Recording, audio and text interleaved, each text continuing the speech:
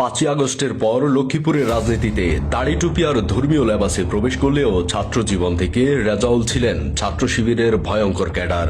দাড়ি টুপি আর ধর্মীয় লেবাসের আড়ালে ভয়ঙ্কর এক জামাত সন্ত্রাসী তথাকথিত ভুয়া ডক্টরেট ডিগ্রিধারী লক্ষ্মীপুরের রেজাউল করিম। ঠিক যখন জাল সার্টিফিকেটের রমরমা ব্যবসা চলছিল তখন সন্ত্রাসীর আড়ালে টাকা দিয়ে ভুয়া সার্টিফিকেট সংগ্রহ করেন রেজাউল করিম। চট্টগ্রাম কলেজে অধ্যয়নরত অবস্থায় শিবিরের সামরিক শাখার সক্রিয় সদস্য হিসেবে অস্ত্রের ট্রেনিং গ্রহণ করেন এই রেজাউল করিম। পাশাপাশি চট্টগ্রামের শিবিরের শীর্ষ সন্ত্রাসী শিবির নাসিরের গ্রুপের সক্রিয় সন্ত্রাসী ছিল এই রেজাউল করিম। চট্টগ্রাম কলেজে অধ্যয়নরত অবস্থায় মেয়েদের শ্লীলতাহানির অভিযোগ ছিল রেজাউল করিমের বিরুদ্ধে। তখন এই ঘটনা জাতীয় পত্রিকায় ফলাওভাবে প্রচার করা হয় এবং দেশ জুড়ে তোলপাড় শুরু হয়। পরে বাধ্য হয়ে শিবির রেজাউল করিমকে সংগঠন থেকে শোকজ করে।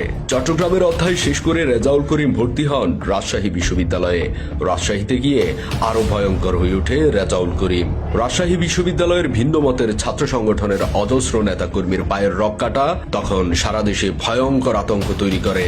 এই রক্কাটা মিশন পরিচালিত হয় রেজাউল করিমের সরাসরি নেতৃত্বে। জনপ্রিয় ছাত্রনেতা ও ছাত্রমৈত্রীর সভাপতি জামিল আক্তারকে ছাত্র শিক্ষকদের সামনে কুপিয়ে হাত পায়ের রক কেটে হত্যা করা হয়। সিনেট সদস্য আইয়ুব আলী খান, সাধারণ সম্পাদক ও সিনেট সদস্য আহসানুল কবির বাদল ও হল সংসদের ভিপি নোয়ামদের হাত পায়ের রক কেটে দেয়। রেজাউল করিম রাজশাহী বিশ্ববিদ্যালয় শিবির সভাপতি থাকাকালীন তার নেতৃত্ব দেয় সশস্ত্র শিবির কর্মীরা। শেরেবাংলা হলে হামলা চালিয়ে বিশ্ববিদ্যালয় ক্রিকেট দলের ক্রিকেটার জুবায়ের চৌধুরীকে হাত পায়ের রক কেটে নৃশংসভাবে কুপিয়ে হত্যা করে। এই রক কাটা মিশন সফলভাবে সম্পন্ন করার পুরস্কার হিসেবে কেন্দ্রীয় ছাত্র শিবিরের সভাপতি পদ বাগিয়ে নেন রেজাউল করিম। জুলাই গণঅভ্যুত্থানের পরবর্তী সময়ে লাশের উপর পা দিয়ে লক্ষ্মীপুরের রাজনীতিতে আগমন ঘটে শিবিরের এক সময়ের দুর্ধর্ষ সন্ত্রাসী রেজাউল করিমের।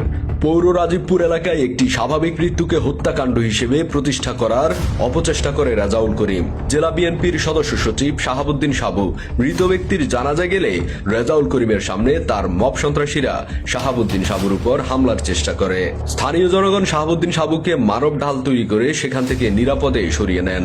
রেজাউল করিমের এই সন্ত্রাসী কর্মকাণ্ড এবং অপরাজনীতির শক্ত বিরোধিতা করেন জেলা জামায়াতের সেক্রেটারি নূর নবী ফারুক। রেজাউল করিম নূর নবী ফারুককে দুনিয়া থেকে সরিয়ে দেওয়ার হুমকি দেয়। প্রাণ ভয়ে নূর নবী ফারুক জেলা জামায়াতের সেক্রেটারি পদ থেকে পদত্যাগ করেন। ঘটনাটি তখন টক অব দ্য টাউনে পরিণত হয়। 5 তারিখের পর সময়ে মব সন্ত্রাসের ভয় দেখিয়ে অনেক আওয়ামী লীগ নেতার কাছ থেকে কয়েক কোটি টাকা হাতিয়ে নেন রেজাউল করিমের মব সন্ত্রাসীরা। এছাড়াও লক্ষ্মীপুরের প্রতিটি ব্রিকফিল্ড থেকে প্রতি মাসে মোটা অঙ্কের হাদিয়ার নামে চাঁদাবাজি করার সুস্পষ্ট প্রমাণ রয়েছে রেজাউল করিমের বিরুদ্ধে। সরকারি অফিসে চাপ দিয়ে ভয়ভীতি দেখিয়ে সরকারি বিভিন্ন প্রকল্পের কাজ বাগিয়ে নেন এই রেজাউল করিম।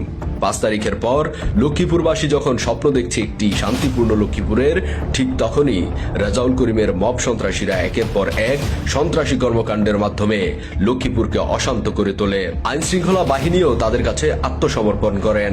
সালাউদ্দিন নাসির রেজাউল করিমের এই মব সন্ত্রাস বাহিনীর প্রধান কমান্ডার। এই সালাউদ্দিন নাসিরকে নোয়াখালী জেলার চাটখিল থেকে নিয়ে এসে সন্ত্রাসী বাহিনী গড়ে তুলে রেজাউল করিম। সারা দেশে থানা থেকে লুট হওয়া অস্ত্রের একটা বড় চালান রেজাউল করিম লক্ষ্মীপুর নিয়ে আসে সালাউদ্দিনের মাধ্যমে। সম্প্রতি সদর হাসপাতালে ডিবি পুলিশের সামনেও অস্ত্র নিয়ে মব তৈরি করে সালাউদ্দিন নাসির এবং এর পরপরই রেজাউল করিম সদর হাসপাতালের সামনে বিএনপিকে উদ্দেশ্য করে হুমকি দেয়। পরের দিন সকালেই সশস্ত্র হুন্ডা বাহিনী নিয়ে চরশাহীতে একজন বিএনপি কর্মীকে পিটিয়ে ভয়ঙ্কর ভাবে আহত করে রেজাউল করিমের সন্ত্রাসী বাহিনী। সম্প্রতি চন্দ্রগঞ্জে একটি অস্ত্রের কারখানার সন্ধান পায় আইন শৃঙ্খলা বাহিনী। রেজাউল করিমের নির্দেশে এই অস্ত্রের কারখানা গড়ে তুলে জামায়াত শিবিরের ক্যাডার বাহিনীরা। এছাড়াও 5 তারিখের পরে লক্ষ্মীপুরের মাদক সাম্রাজ্যের অঘোষিত সম্রাট হয়ে ওঠেন রেজাউল করিম। 13 নং ওয়ার্ডের জামায়াত নেতা জামাল ও শহর জামায়াতের সহ প্রচার সম্পাদক তুষার ভেন্ডরকে দিয়ে ইয়াবা সাম্রাজ্য নিয়ন্ত্রণ করছে রেজাউল করিম। এই বিষয় নিয়ে জাতীয় দৈনিক আমার দেশ, জয় জয় দিন এবং নয়া দিগন্ত সিরিজ রিপোর্ট করে, কিন্তু রেজাউল করিমের চাপে প্রশাসন এদেরকে আইনের আওতায় আনতে পারেনি। মহাসড়কেও রয়েছে রেজাউল করিমের চাঁদাবাজির তাণ্ডব। মহাসড়কে গাড়ি থামিয়ে প্রকাশ্যে চাঁদাবাজি করছে রেজাউল করিমের ঘনিষ্ঠ হিসেবে পরিচিত মতিন। এই দুর্ধর্ষ সন্ত্রাসী রেজাউল করিমের বিষয়ে জনমনে আতঙ্ক বিরাজ করছে। লক্ষ্মীপুরবাসী এই অতিথি পাখি ও দুর্ধর্ষ সন্ত্রাসীর কবল থেকে বাঁচতে চায়।